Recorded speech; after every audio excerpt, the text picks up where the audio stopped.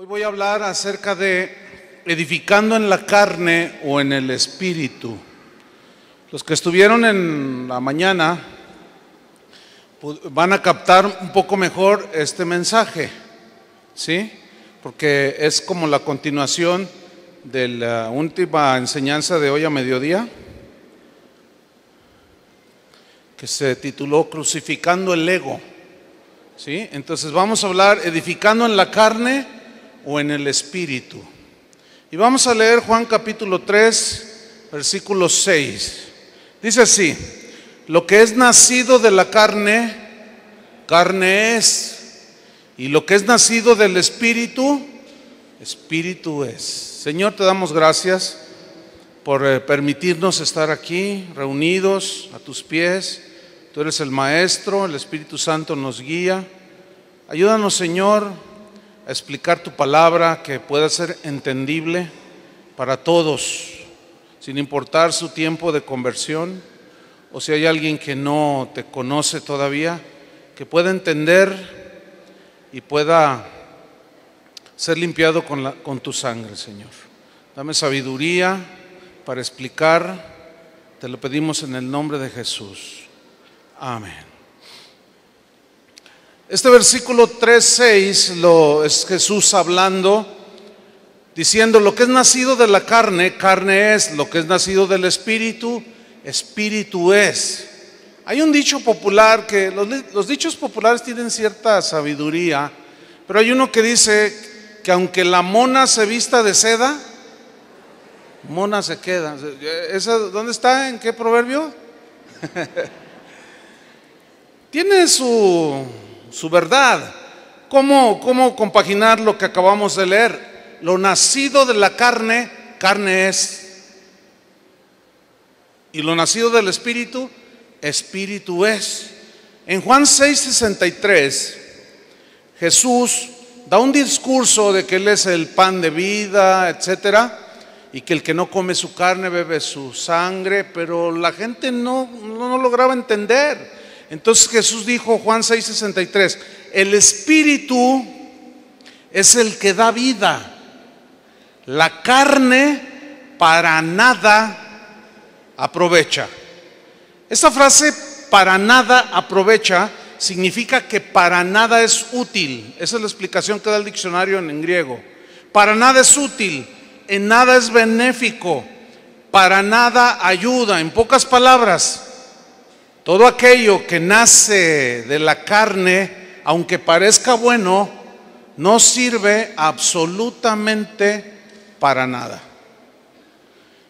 En Romanos 8:7, Pablo lo dijo así: por cuanto los designios de la carne, designios significan pensamientos de la mente carnal, por cuanto los designios de la carne son enemistad contra Dios. Fíjate bien, todo pensamiento de nosotros que se contraponga al pensamiento de Dios, chocan, son enemigos. A eso se refería el Señor cuando dijo: porque mis pensamientos no son vuestros pensamientos, ni mis caminos sus caminos. Mis pensamientos son más altos que los suyos. Eso tenemos que entenderlo. Si yo entiendo que los pensamientos de Dios son más altos que los míos, pues entiendo que son mejores.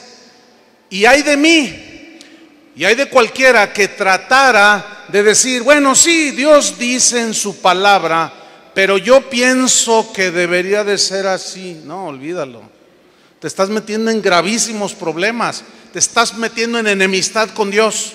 Es lo que está diciendo aquí. Los designios de la carne son enemistad contra Dios. ¿Por qué? Dice ahí la respuesta. ¿Por qué? Porque no se sujetan a la ley de Dios. Es decir, no están a la par. Y el pensamiento humano quiere prevalecer sobre el de Dios, y nos metemos en problemas. Pero termina el versículo 7 diciendo: porque no se sujetan a la ley de Dios, y mira la frase, ni tampoco pueden sujetarse. Porque lo que es nacido de la carne, carne es. Ahora, dice la Biblia que nosotros, el que está en Cristo, ha crucificado sus deseos y pasiones en la cruz. ¿Qué significa esto? Que quedan sujetos nuestros pensamientos y crucificados en la cruz de Cristo, porque mis pensamientos humanos no son mejores que los del Señor. Romanos 8:8, por consecuencia dice: y los que viven según la carne o según los pensamientos de la mente carnal, escuche bien, no pueden agradar a Dios. ¿Cuántos quieren agradar a Dios? Haga a un lado sus opiniones, haga a un lado sus sueños, haga a un lado sus visiones. Simplemente obedezca a Dios lo que dice su palabra. Entonces esa es la manera en que podemos agradar a Dios. Dios, hermanos, está muy interesado en que nosotros nos demos cuenta. Bueno, Él se da cuenta, por supuesto, pero que nosotros nos demos cuenta en dónde se originan las cosas que hacemos para Él. Si lo que hacemos para Él, ya como cristianos, la fuente es el ego, mi mente carnal, o en el espíritu, es decir, en mi nueva naturaleza. Ya vimos que se puede ayunar de dos maneras: de manera espiritual, con motivos puros, ¿entiende? Con motivos de búsqueda de Dios, pero jamás con una motivación como a veces hacemos los cristianos. Señor, voy a ayunar 10 días, si no me contestas, ya no voy a la iglesia. Eso es tratar de chantajear a Dios. Eso es de la carne. ¿Cómo que voy a dejar de comer? Y Dios bien preocupado: no, mijito, no te vayas a enfermar. No, por favor, te voy a dar lo que tú quieres. ¿Tú crees que Dios obra así? No. Orar puede tener dos fuentes: una en el espíritu, y se puede orar en la carne, como vamos a ver más adelante. Por más buenas y espirituales que parezcan las cosas que hacemos para Dios, si su origen es la carne, Dios inevitablemente las va a rechazar, como rechazó la oración del fariseo. Aunque sean bien disfrazadas, podemos poner apariencia de piedad, pero Dios conoce el corazón, ¿cierto? Dios conoce las intenciones del corazón. Él sabe las motivaciones del corazón. Por eso dice la Biblia en Hebreos 4:12 que la palabra de Dios es viva y eficaz y es más cortante que toda espada de dos filos, que penetra hasta partir el alma, discierne los pensamientos y las intenciones del corazón, y no hay cosa que no esté desnuda delante de su presencia. O sea, Él conoce las intenciones. Por eso cuando se predica la palabra de Dios, produce dos reacciones. Una es de humillación por reconocer que estamos mal, y la otra reacción es de enojo. ¿Por qué? Porque nuestros pensamientos humanos a veces gobiernan más que los pensamientos de Dios en nuestro corazón. Entonces oímos una palabra que nos sentimos hasta agredidos y reaccionamos mal. Bueno, a mí me ha pasado, ¿a ustedes no les ha pasado? Pero si somos hijos de Dios, tenemos que reconocer que el pensamiento de Dios es mejor que el nuestro. Jamás de los jamases Dios aprobará las cosas que se originaron en la carne y que fueron impulsadas por el ego, aunque tú tengas buena intención, ¿sí? Si se produjo en la carne, Dios las va a rechazar. Vamos a la Biblia para tratar de apoyar bíblicamente lo que acabamos de decir. ¿Están listos? Vamos a ver la vida de Abraham. Bien. En Génesis 12, allí dice en el versículo 4 que Dios llamó a Abraham y dice que era de 75 años. ¿Cuántos años tenía Abraham? 75. Allí anótele, 75 años tenía. En Génesis capítulo 15, Dios le promete descendencia. Le dice: sal y mira el cielo y cuenta las estrellas, así será tu descendencia. Te voy a multiplicar, Abraham, como la arena del mar. Entonces Abraham le creyó a Dios y le promete un hijo. En Génesis 16 sucede algo bien tremendo. Pasaron 11 años Y la promesa de que Dios le iba a dar un hijo no se cumplía. 11 años. Esto es nada más para que corrijamos nuestro entendimiento y no seamos irrespetuosos delante de Dios, y los que predicamos la palabra no enseñemos cosas como le voy a dar 10 pasos para que sus oraciones sean contestadas sí o sí en 3 días. ¿Hay alguien aquí que se puede igualar a la fe de Abraham?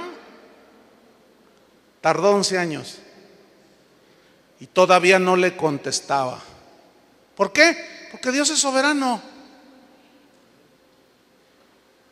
Y dice la Biblia en Hebreos que a través de la fe y la paciencia heredamos las promesas. Pero se nos enseña, exígele a Dios, exígele, ahí dice tu palabra y me lo vas a cumplir. Te doy 3 días y te pido esta señal. Y nos agarramos poniéndole a Dios una de situaciones como si Él no pudiera hacerlo. Pero generalmente cuando hacemos eso no lo hace, porque Él es el Señor, Él es el que manda, ¿no? Bueno, pasan 11 años y sucede algo, se desesperan. ¿Has sentido una vez la desesperación porque tus oraciones no son contestadas? Cuidado. Cuidado, ¿por qué? Porque es el momento propicio para cometer grandes errores. La desesperación nos provoca precipitación y nos adelantamos a las cosas. Entonces, ¿qué sucede? Trataron de ayudarle a Dios y Sara le dice, bueno, Abraham, pues como que Dios ya se tardó, mira, aquí está Agar mi sierva, que déjenme decirles entre paréntesis, en la cultura caldea, cuando un hacendado, la gente rica, tenía esclavas o esclavos y ellos, la pareja, no podía tener hijos por ley, era una ley de ellos. Podían engendrar con una esclava y era un hijo legalmente en las leyes caldeas, ¿sí? Ok. Por eso Sara le dice, aquí está Agar mi sierva. Y créanmelo, yo estoy convencido que en la mente de Abraham no había lujuria. Es una convicción personal, la Biblia no lo dice, pero por la vida de Abraham puedo decir esa declaración. Sino que él estaba viendo el hijo que Dios le había prometido, pero ahí ya se estaba precipitando. Entonces, esa ayudadita engendró a un hijo con Agar, la sierva. ¿Se llamó cómo? Ismael. Ahora, vamos a Génesis 16:16.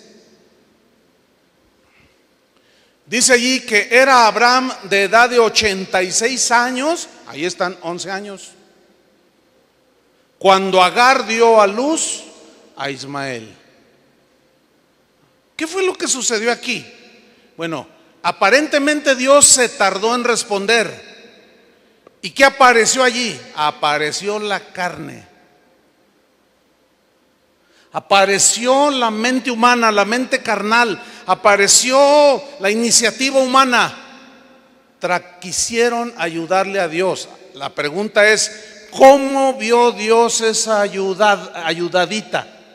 ¿La aceptó? Mira, hermano, Dios no necesita nuestra ayuda. Lo que Él necesita de nosotros es nuestra obediencia. Punto. Nadie es indispensable en el reino de Dios. Él puede contigo, sin ti o a pesar de ti o a pesar de mí. Él es el Todopoderoso. ¿Habrá algo difícil para mí? Dijo en alguna ocasión. Nada. Entonces, ¿cómo que nosotros le vamos a ayudar a Dios? Génesis 21:5. Está tremendo, mire. Y era Abraham de 100 años cuando nació Isaac su hijo. ¿Cuántos años tenía cuando Dios lo llamó? 75. ¿Cuántos años tenía aquí? 100 años. ¿Cuántos años tardó Dios en contestarle lo que le había prometido? 25 años. ¿Qué le parece? ¿Ah? Por eso cuando usted oiga a esos predicadores que le dicen métodos y que paso número 1 y que paso número 2 y todo va a ser como usted dice, hermano, por favor. Para el Señor un día es como 1000 años y 1000 años es como un día. Pero nosotros somos humanos. Para nosotros es totalmente diferente. Génesis 21:8. Nace Isaac 25 años después. Y creció el niño. Y miren lo que sucedió, tarde que temprano, el que siembra para la carne, de la carne segará corrupción, disensión, problemas. Y creció el niño y fue destetado. E hizo Abraham gran banquete el día que fue destetado Isaac. Y vio Sara, ponga atención, que el hijo de Agar, la egipcia, el cual ésta le había dado a luz a Abraham, se burlaba de su hijo Isaac. Por tanto dijo a Abraham: echa a esta sierva y a su hijo, porque el hijo de esta sierva no ha de heredar con Isaac mi hijo. Y miren Abraham, un hombre bueno, paternal. Este dicho pareció grave en gran manera a Abraham a causa de su hijo Ismael. Versículo 12. Entonces dijo Dios a Abraham: no te parezca grave a causa del muchacho y de tu sierva. En todo lo que te dijere Sara, oye su voz. ¿Qué es lo que le había dicho Sara? Échalo, despídelo, córrelo. No puede estar un hijo que nació en la carne por error nuestro con el hijo que Dios nos había prometido. No pueden estar en la misma casa. Dios rechazó lo que salió de la carne de Sara y de Abraham. No aceptó ese hijo y le dijo: sí, efectivamente, Abraham, échalo. Ahora, la intención de Abraham en el versículo 21 dice que este dicho pareció grave en gran manera a Abraham a causa de su hijo. O sea, ¿cómo echar a mi hijo si es de mi sangre? Sí, pero fue producto de tu iniciativa. ¿Se acuerdan que Jesús dijo: toda planta que no plantó mi Padre será desarraigada? O sea, todo aquello que Dios no nos ordenó que hiciéramos va a ser desarraigado. Así de simple. Dios rechazó lo que salió de la carne de Sara y Abraham. Cuando iniciamos Casa de Oración hace 31 años, nunca se me olvida esa tarde. Yo estaba hablando con el Señor y me dijo, yo le decía: Señor, ¿cómo voy a iniciar una congregación de la nada? No conozco a nadie, no tengo amigos que me puedan apoyar. Y el Señor me dijo: ¿no te basto yo? Yo le dije: no, bueno, sí. Entonces, nunca, me dijo, nunca esperes que el hombre te tienda la mano para ayudarte. Todo lo que tú necesites, pídemelo a mí. Entonces me dice: yo quiero que hagas un compromiso conmigo, que jamás le pidas a nadie dinero. Y yo le dije, me tardé como unos segundos, en responderle. Y yo le dije al Señor: ok, yo sé que tú eres suficiente y que cualquier cosa que yo necesite, yo te la voy a pedir. Yo sé que me la vas a dar. A lo mejor no me la vas a dar al tercer día, o al cuarto, al quinto, al año, o a los 2 años, a lo mejor van a pasar 25 años, qué sé yo. Hice el compromiso con el Señor. Iniciamos Casa de Oración. Toda necesidad que teníamos yo se la pedía al Señor y Él respondía. A veces pronto, a veces se tardaba. Hace como 10 años surgió una oportunidad de un terreno como de 5 hectáreas, bien cerca de donde estamos, en la avenida donde está actualmente Casa de Oración. Querían $1 millón. El terreno valía muchísimo más, pero ellos querían, les surgía el dinero. Fuimos a ver el terreno, estaba el terreno soñado, pero no teníamos el $1,000,000. Pero yo tengo un amigo que él es un pastor. La iglesia donde él ministra es una iglesia muy grande, tienen muchos recursos económicos, es gente muy generosa. Su presupuesto para misiones es de $12 millones al año para misiones. Entonces este pastor siempre me decía: Chuy, cuando necesites algo de dinero, nada más dime, no te la pienses, mira, con todo gusto te prestamos 2, 3, 4, 5 millones de dólares, nos los vas pagando como puedas, y no te vamos a cobrar interés. Y cuando estábamos viendo el terreno, no teníamos el $1,000,000, empezó a trabajar mi mente. Dije: ay, yo tengo un amigo. Tengo un amigo. Y pues todos los pastores de Casa de Oración lo conocen. El hermano, el pastor fulano de tal. Oye, de ver, ya ven que cada rato nos ofrece y nos dice: no, ya está, 1,000,000. No, mañana tengo el cheque. Amanece al siguiente día y estoy allí ya preparando para salir, y yo iba de mi oficina a llamarle, y estoy peinándome en el espejo y me habla el Señor: así es que tú le vas a pedir $1,000,000 al pastor. No, me quedé así como estatua, con el peine así. Dice: ¿ya se te olvidó el compromiso que hiciste conmigo? Yo le dije: Señor, ay Señor, entonces no quiero que compres ese terreno. Si yo quisiera que lo compraras, yo te lo daba, pero no trates de ayudarme, no metas tu mano. Tengo un amigo en Sudamérica. Una vez platicando con él, le dije: oye pastor, la mano de Dios está sobre ti, ¿cómo te ha bendecido el Señor? Y luego estábamos comiendo, entonces se para de comer y me mira y me dice: ¿Quieres que te diga cómo es que Dios empezó a bendecir el ministerio? Le dije: sí, claro, me interesa saber y aprender. Dice: mira, una vez yo le dije al Señor: Señor, haré lo que quieras que haga, lo que tú me digas que haga, yo eso lo voy a hacer. Porque yo quiero que bendiga, Señor, mi país, bendice esta ciudad. Señor, trae convicción de pecado, danos de nuevo para predicar. Lo que tú me digas que haga, yo hago. Y el Señor me contestó: ¿de veras quieres? ¿De veras haces lo que yo te diga? Y yo le respondí de nuevo: sí, Señor, lo que tú me digas, eso hago. Hazte un lado y no me estorbes. Dice: el domingo fui a la congregación, les dije: hermanos, quiero decirles que presentar mi renuncia como el pastor de esta congregación. Y todo, y una congregación de miles de personas. La gente dice: sí, porque ahora el que va a gobernar la iglesia va a ser el dueño de ella.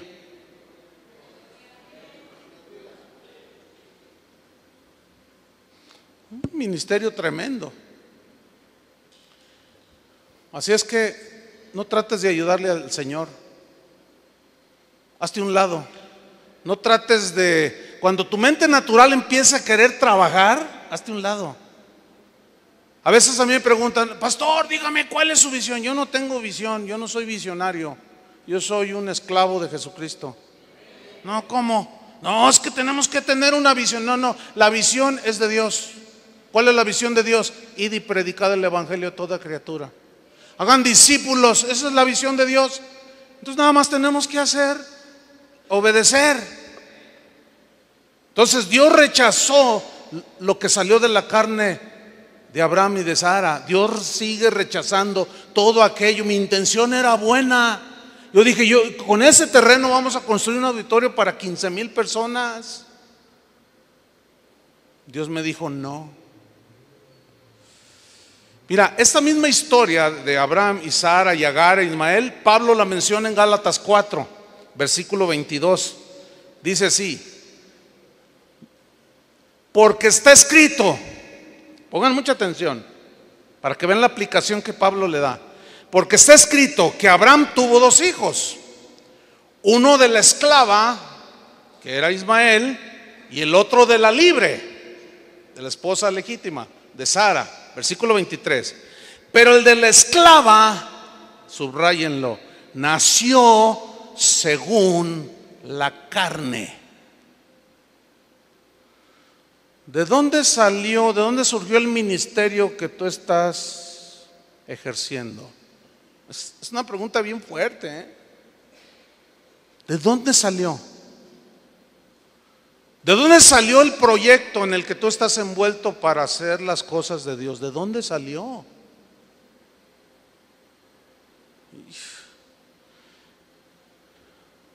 Pero el de la esclava nació según la carne, más el de la libre nació según ¿qué? La promesa, según el plan de Dios, según lo que Dios tenía ya de antemano determinado.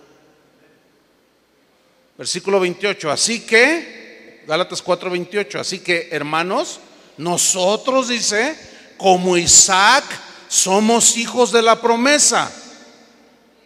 Pero mire el 29, pero como entonces el que había nacido según la carne perseguía, hostigaba, se peleaba, no había amistad, se perseguía al que había nacido según el Espíritu, así también ahora. ¿Qué no es lo que dice Pablo en Romanos, que la carne y el Espíritu se pelean entre sí? Ahí está. O sea, todo lo que nosotros hacemos que surgió en la carne se va a pelear con lo que es del Espíritu, lo que está en la voluntad de Dios. Y ahí es donde somos confrontados, hermanos. Hablando de David Wilkerson, Pastor Luis, este hermano, la verdad, bueno, él pasó a la presencia del Señor el año pasado, ¿no? Yo leí ese libro recién convertido, ese libro de la visión, y para mí él era un profeta, aunque él nunca reclamó ser un profeta, David Wilkerson. Él, en una ocasión, él se puso a construir un complejo impresionante y juntó millones de dólares. Y dice, él cuenta que un día Dios le dijo: David, ¿cuándo te dije yo que hicieras eso? Señor, es para tu gloria, yo nunca te pedí que hicieras eso. Señor, perdóname. Era un hombre bien humilde, ¿eh? Señor, perdóname. ¿Y qué debo de hacer con esto entonces? Deja eso y vete a predicar el evangelio. ¿Y qué hago con todo este complejo que valía millones de dólares? Dice, lo vas a vender. Bueno, sí, pero en $1. $1. No sé cuántos han oído esa historia. $1 vendió todo. Fíjate, él decía que sentía que había perdido años haciendo algo que Dios no le dijo que hiciera. Qué importante es edificar en el Espíritu, hermanos. Gálatas 4:30. ¿Mas qué dice la Escritura? Echa fuera a la esclava y a su hijo, porque no heredará el hijo de la esclava con el hijo de la libre. ¿Qué no es lo que dice Pablo en sus cartas? Haced morir lo terrenal en vosotros. Echad de vosotros la amargura, el enojo, o sea, todo lo de la carne. Santiago dice, en el enojo del hombre no puede obrar la justicia de Dios. O sea, enójate tú tratando de hacer algo, aún fíjate, como pastor, poner orden en la congregación. Si lo haces en la carne, en el enojo del hombre, no obra Dios y empeoramos las cosas. ¿Cuántos reconocen? Yo soy el primero en hacerlo, pero ¿cuántos más reconocen, o a lo mejor estarán a punto de darse cuenta que algunas cosas que hicieron tuvieron origen en la carne? Eso no va a tener fruto. Eso lo vas a tener que vender en $1. Vas a tener que echar eso y dejarlo. Pero era mi sueño. Es que yo fui a una conferencia donde me dijeron, sueña grande. Todavía no despiertas de ese sueño. Los que sueñan mucho es porque duermen mucho. Y la despierta tú que duermes y te alumbrará Cristo. Las consecuencias de esta historia de Ismael e Isaac, las consecuencias las vemos hasta el día de hoy, hermanos. Por miles de años ha habido guerra entre los árabes y los judíos hasta el día de hoy, ¿sí o no? Jamás se reconciliarán. ¿Por qué? Porque la carne con el espíritu no pueden. Es imposible. No pueden. Ya lo leímos en Romanos. ¿Quién escogió a Saúl? ¿Dios o el pueblo? El pueblo. ¿Quién escogió a David? ¿El pueblo o Dios? Oh, qué diferente. Señor, danos un rey como todas las naciones. ¿No les basto yo? Es que queremos como todas las naciones. Queremos un rey. Insistieron. Pues escójanlo. Y miran qué inteligentes, qué sabios para escoger. Escogieron al peor. Es que estaba grandote, pero era bien cobarde. Cuando salió el gigante se escondía atrás de la gente.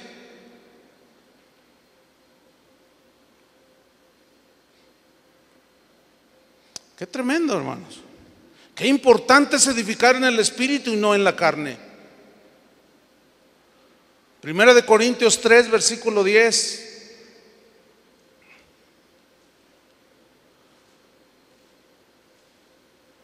¿Cuántas cosas he tenido que dejar de hacer?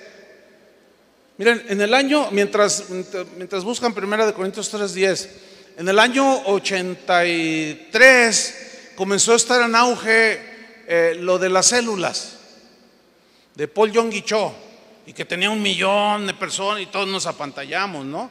Pero les estoy hablando de hace 30 años. Entonces estamos aprendiendo, estamos entendiendo muchas cosas. Entonces yo me puse a hacer células igual y no funcionaban. Y empecé a presionar a los encargados. Lo que pasa es que no te entregas, no estás consagrado. Y empieza la manipulación, empieza la agresión.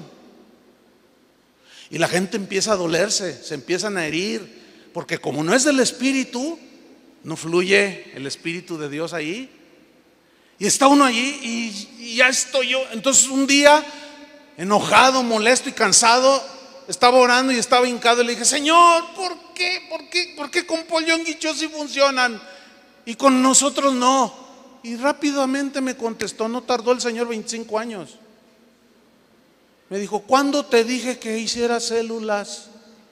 Bueno, es que a él le funcionan. Tú déjalo a él allá, es muy diferente. Yo ya tengo mi propósito con él y contigo tengo otro propósito. Dije: ay, empezando la congregación, y ya metí la pata. Y tuve que dejar de copiar algo que Dios estaba haciendo allá y que yo quería reproducir. No hay iglesias clonadas. La clonación en Dios no existe. ¿Qué es lo que muchos hoy hacen? Clonar. Primera de Corintios 3:10. Conforme a la gracia de Dios que me ha sido dada. ¿Cuántos reconocen que todo es por gracia? Sin duda. Porque la gracia es la que nos capacita para hacer la obra de Dios. ¿Sí? Entonces Pablo reconoce aquí, dice: conforme a la gracia que me ha sido dada, yo como perito arquitecto puse el fundamento, o sea, Cristo. Y otro edifica encima del fundamento, o sea, en Cristo. Pero cada uno, ¿qué dice? Reitero, cada uno, tú, aquel, y también el que está durmiendo allá. Cada uno. Pero cada uno mire cómo sobreedifica. Sigo leyendo el versículo 11. Porque nadie puede poner otro fundamento que el que está puesto, el cual es Jesucristo. Versículo 12. Y si sobre este fundamento, o sea, Jesucristo, alguno, o sea, cualquiera de nosotros, edificare, digan todos edificar, cualquiera. Fundamento es Cristo y edificamos sobre Cristo.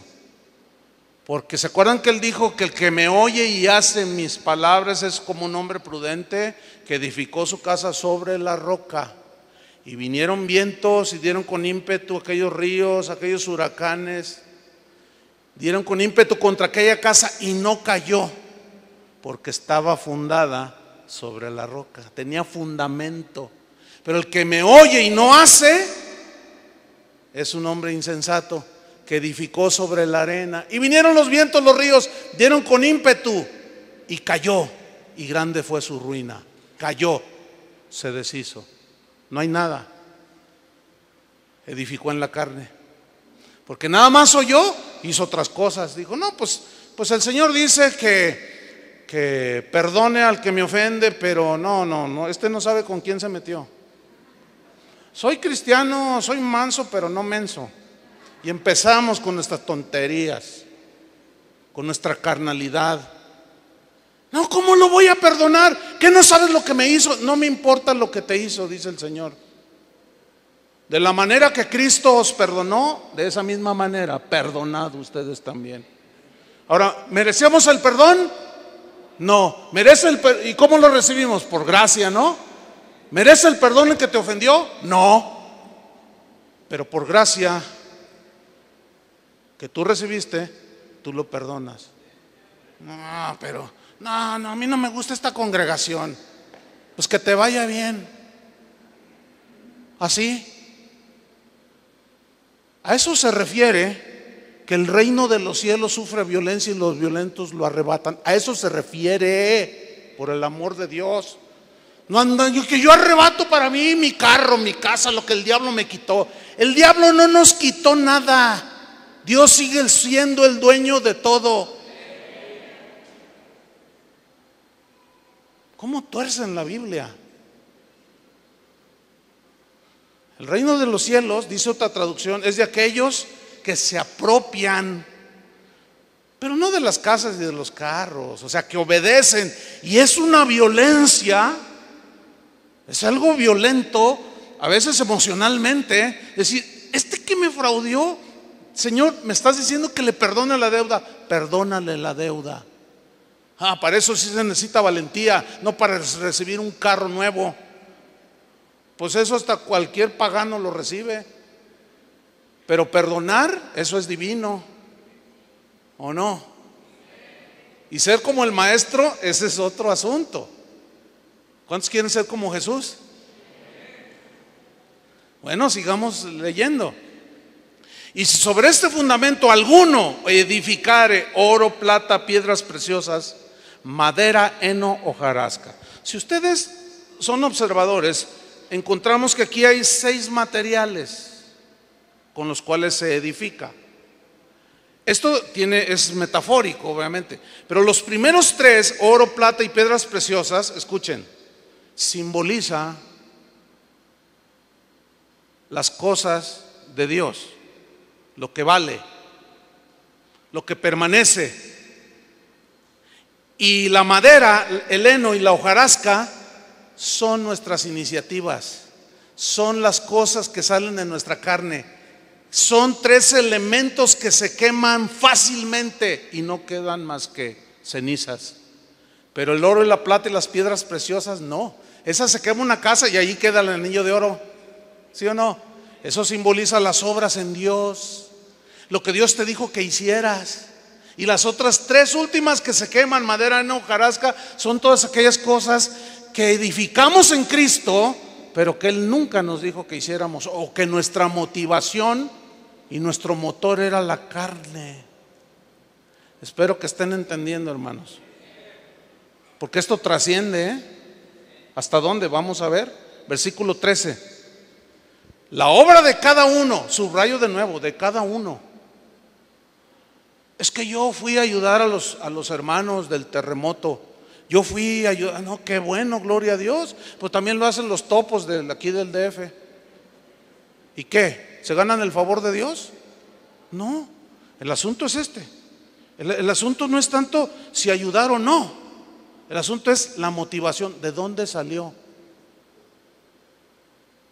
Porque si fue para que me viera el el candidato a diputado, cómo trabajo y le hago así como que le ayudo y muevo acá los escombros y hola diputado, y ese va de candidato, es para que me vea. Pablo dice, no sean como los que sirven al ojo. ¿Qué servir al ojo? Para que te vean, mira todo lo que hago, mira todo lo que hago. Yo puedo ser un ujier en una iglesia, yo fui ujier en una iglesia, desde maestro de niños. Como maestro de niños se puede tener motivaciones incorrectas, nacidas de la carne. Como ujier y aún como pastor, Entonces, esto que estamos compartiendo hoy es muy importante. No sé cómo lo vean, no sé si lo alcanza a percibir así. Porque miren lo que dice en el versículo 13: la obra de cada uno se hará manifiesta, o sea, se revelará, saldrá a la luz, porque el día la declarará, pues por el fuego será revelada. Y la obra de cada uno, cual sea, el fuego ¿qué?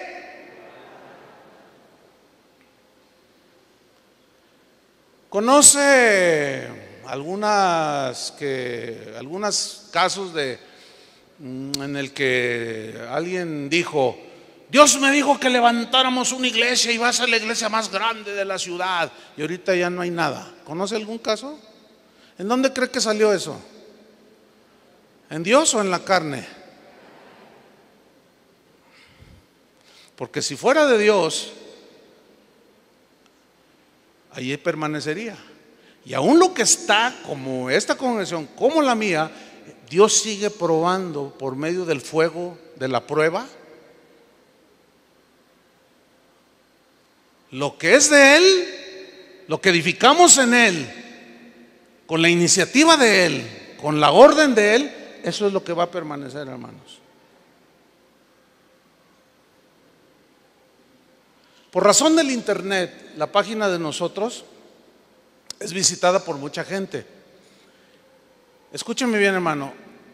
Recibimos, de cuando pusimos la página en internet hace como 5 años, 6 años, hemos recibido como entre 12,000 a 15,000 solicitudes de iglesias que se quieren afiliar a Casa de Oración, que les demos cobertura.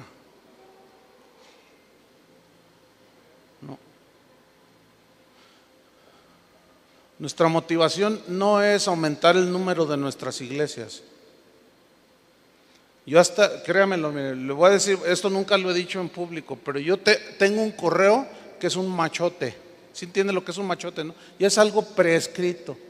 No podemos aceptar. Tiene que ser algo de Dios, hermano. ¿Entiende? Si yo quiero que permanezca sólido, yo no voy a hacer mi ambición. Hay quien anda nada más viendo a ver a quién le da cobertura ya tengo 1,500 iglesias. Tienes 1,500 dolores de cabeza más. Entonces, como es de la carne, en algunas ocasiones, no siempre, sin duda que hay gente que sí Dios le dijo, pero me temo que la mayoría de los que andan por ahí pululando es pura ambición y no nació de Dios. Y te ofrezco mi cobertura, pero me vas a tener que dar de entrada 10,000 pesos. Y te cobran todo. Y una mensualidad. ¿Será una motivación correcta? A ver, díganlo con convicción. Claro que no. Pero el fuego de la prueba va a probar todo. Yo podría dar nombres. ¿Y dónde está fulano? ¿Y dónde está sultano? ¿Y dónde está el ministerio de Perengano? ¿Y dónde está? ¿Dónde está? ¿Dónde está? Ya no está. Se acabó todo. Ahora fíjate lo que dice en el versículo 14. Si permaneciere la obra de alguno que sobreedificó, recibirá ¿qué? Recompensa. ¿Ven cómo trasciende? Aquí el Señor está hablando de recompensa por haberle obedecido y hacer lo que Él nos dijo que hiciéramos, no lo que hicimos en nuestra carne. Ahora fíjate el versículo 15. Si la obra de alguno se quemare, refiriéndose a leno, madera, hojarasca, lo que es de la carne, él sufrirá pérdida. ¿De qué? Del galardón, de la recompensa. Si bien él mismo será salvo, aunque así como por fuego. O sea, va a llegar con las manos vacías. Qué tremendo, ¿no? Yo no sé hasta dónde alcance usted a entender al punto donde vamos, pero es trascendental, hermano. Esto a mí me lleva a hacer algo que a través de los años, pues con la gracia de Dios, todavía sigo aprendiendo. Yo no muevo un dedo si no estoy seguro que es la voluntad de Dios. No. Me he equivocado muchas veces. Sin duda seguiré cometiendo errores. Somos humanos. ¿Estamos? Pero hay de errores a errores, ¿eh? Este de Abraham y Sara fue un gravísimo error. Y Dios se sentía satisfecho de Abraham. Le llamó mi amigo. Sin embargo, a pesar de ser su amigo, precisamente Dios sí sabe ser un buen amigo. Un buen amigo no es aquel que solapa nuestras malas acciones. Un verdadero amigo es el que te dice la verdad. Hay que saber ser buenos amigos. El concepto de amistad está torcido, distorsionado. Ay, ¿por qué le dijiste a mi esposa? Yo creía que eras mi amigo. Es que yo te lo dije y porque soy tu amigo te lo digo. Me traicionaste. Eso no es traición. ¿Entendieron eso? Aunque parece como que me desvié del tema un poco, pero a lo mejor por ahí anda alguno diciendo eso, no lo sé. ¿Por qué juzga Dios tan drásticamente las obras de la carne, hermanos? ¿Por qué? Romanos 7:18 dice: y yo sé que en mí, esto es, en mi carne no mora el bien. Todo lo que produce la carne, aunque parezca bueno, proviene de la naturaleza humana caída, que está contaminada con el pecado. Mientras no entendamos esto, hermanos, vamos a seguir confiando en métodos humanos, métodos, estrategias que nacieron en la mente humana, en la carne, filosofías humanas, consuelo humano, intenciones que vienen de nuestra carne. Si persistimos en esto, no olvidemos que el fuego de Dios destruirá todo lo que se originó en la carne, para que cuando se dé, dale gracias a Dios, porque te está mostrando, así como le dijo a Abraham: Señor, ¿cómo que echa, amigo? Échala con todo y su hijo afuera. Dice que lo echó, y Sara, Agar e Ismael salieron, y Dios en su misericordia los sustentó. ¿Se acuerdan? Porque era un ser humano. Pero las consecuencias de su error de obrar en la carne siguen hasta el día de hoy, después de miles de años. Una vez me regalaron, van 2 veces que nos regalan un viaje a Israel pagado, todo pagado. Oh, pues qué suave, ¿no? A la gorra no hay quien le corra, dicen por ahí, ¿no? Y las 2 veces, hermano, se ha frustrado 1 o 2 días antes. ¿Por qué? Pues se agarraron a bombazos allá los medios hermanos. Fíjate, hasta a mí me afectó ya. No, qué injusto es eso. Qué injusto es eso. Gálatas 6, 7 y 8 dice: no os engañéis, no os engañéis. Dios no puede ser burlado, pues todo lo que el hombre sembrare, eso también segará. Porque el que siembra para su carne, de la carne segará corrupción, mas el que siembra para el Espíritu, del Espíritu segará vida eterna. O sea, la bendición de Dios. ¿Se acuerdan de Santiago 4:1? ¿De dónde vienen las guerras y los pleitos entre vosotros? Le está hablando a cristianos, ¿eh? ¿De dónde vienen? ¿No es de vuestras pasiones, las cuales combaten en vuestros miembros? Ahí está. ¿Qué debemos hacer con nuestras pasiones? Crucificarlas. Si te ofendieron, perdonar. Si te defraudaron, perdónale también, etcétera.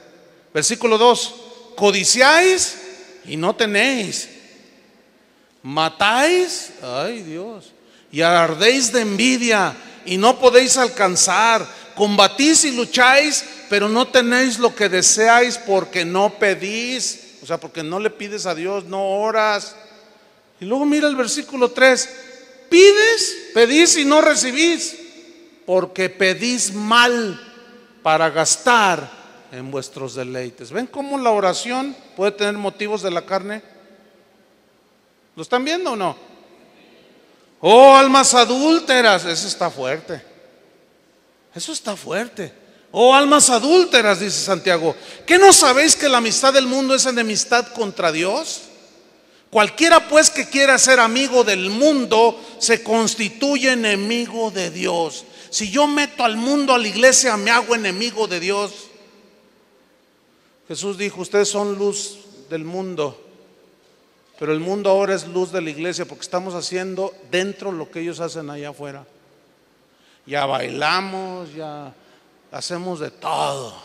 No estoy hablando de danzar, es otra cosa. Pero ya le entran al baile, pero sí que, y hasta se dan vueltita y se menean, pero no, pues es que somos libres en Cristo. No uséis la libertad para ocasión de la carne, dijo el apóstol. Todo aquello que produce sensualidad es de la carne. Como una vez uno dijo: pastor, ¿qué tiene de malo ir a un antro? Yo no tomo, no fumo, estoy ahí nada más. Ay, no inventes.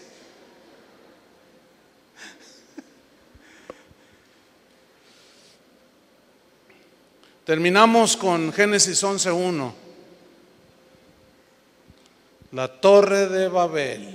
¿Han leído esa historia?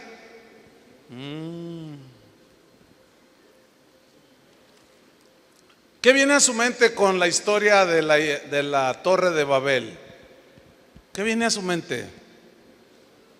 Vamos a leer rápido, nos quedan 7 minutos. Génesis 1:1. Tenía entonces toda la tierra una sola lengua y unas mismas palabras. Había unidad. Sigamos adelante. Aconteció que cuando salieron de oriente, hallaron una llanura en la tierra de Sinar y se establecieron allí. Versículo 3, ponga atención. Y se dijeron unos a otros. Hablaron entre ellos. Nunca le preguntaron a Dios. ¿Me está siguiendo? Se dijeron unos a otros: vamos, hagamos ladrillo y cozámoslo con fuego. Y les sirvió el ladrillo en lugar de piedra y el asfalto en lugar de mezcla. O sea, ya no lo natural, sino lo que ellos estaban inventando para construir.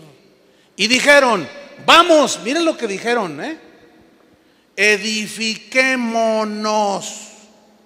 ¿Se acuerdan de Nabucodonosor? Ay, qué historia, ¿no? Oh, esta es la gran Babilonia. Mira, es la que yo edifiqué para la gloria de mi majestad, para mí. Qué ego, ¿no? Y vino del cielo una voz: serás como una bestia. Y perdió la razón.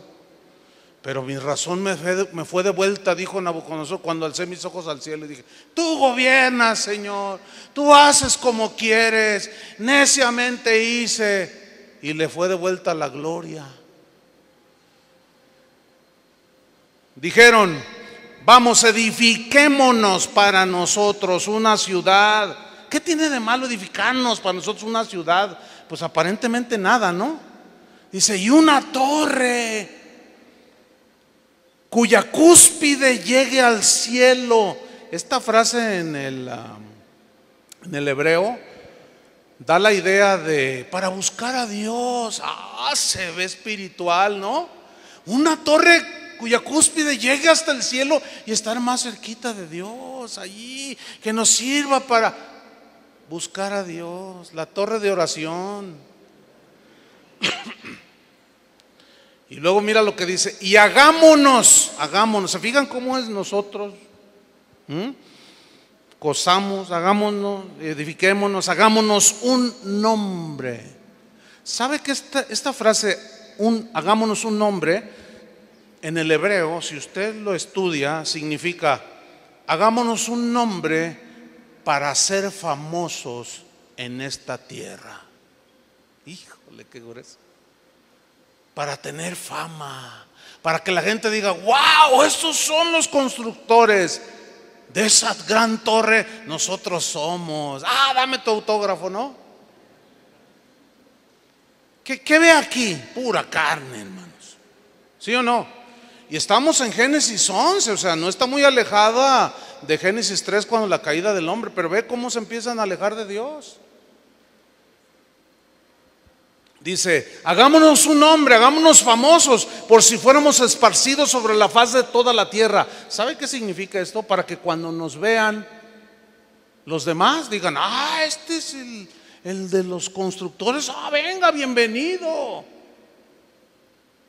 Versículo 5, y descendió Jehová para ver. Ay, hermano, esto me da miedo a mí. Que Dios descienda para ver lo que estoy haciendo. Y descendió Jehová para ver la ciudad y la torre que edificaban los hijos de los hombres. Y dijo Jehová, he aquí el pueblo es uno. ¿Se fijan cómo había unidad? Pero una unidad para hacer lo de la carne, su propio antojo. Esa no es la verdadera unidad. Y dijo Jehová, aquí el pueblo es uno, y todos estos tienen un solo lenguaje, y han comenzado la obra, y nada les hará desistir ahora de lo que han pensado hacer. Pensaban hacerse famosos, ricos, respetados, todo eso. Versículo 7, ahora pues descendamos y confundamos allí su lengua, para que ninguno entienda el habla de su compañero. Ustedes saben que Babel significa confusión. Así los esparció Jehová desde allí sobre la faz de toda la tierra, y dejaron de edificar la ciudad. ¿Por qué Dios no permitió eso? Porque no era su voluntad. Tuvieron que dejar de edificar. Aquello quedó en escombros. Por esto fue llamado el nombre de ella Babel, porque allí confundió Jehová el lenguaje de toda la tierra, y desde allí los esparció sobre la faz de toda la tierra. Concluimos. El Espíritu Santo, hermanos, siempre nos guiará a la cruz. Siempre, siempre, siempre. Siempre nos guiará a la cruz para hacer morir las obras de nuestra carne. Siempre. Muchos enseñan el día de hoy cómo obtener los deseos de tu carne. Te hablan de carros, casas, pero la cruz te enseña a morir a tus deseos. A eso se refirió Jesús: el que no toma su cruz cada día y se niega a sí mismo, no puede ser mi discípulo. Hoy te enseñan cómo hacer que tus sueños se hagan realidad, pero la cruz mata tus sueños.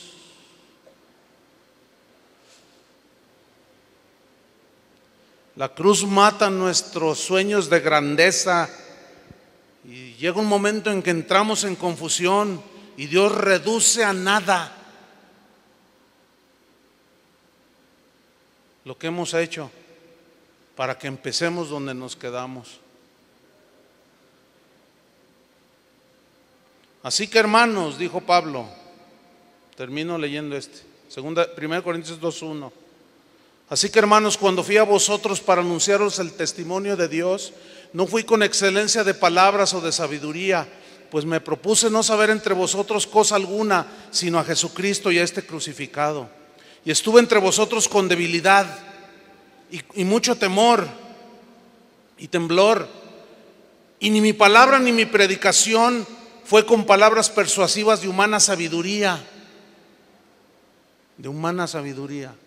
sino con demostración del Espíritu y de poder, para que vuestra fe no esté fundada en la sabiduría de los hombres, sino en el poder de Dios. Y el Evangelio es el poder de Dios para salvación a todo aquel que cree. Oremos, hermanos. Señor, sin duda, tu palabra tiene una vez más la razón.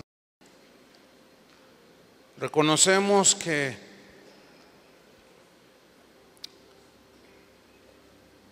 en algunos momentos nos puede hacer sentir incómodos. Podemos sentirnos incluso ofendidos, pero esa es la evidencia de que estamos caminando en nuestros propios caminos, que estamos siguiendo la propia intención de nuestro corazón, que es perverso más que todas las cosas.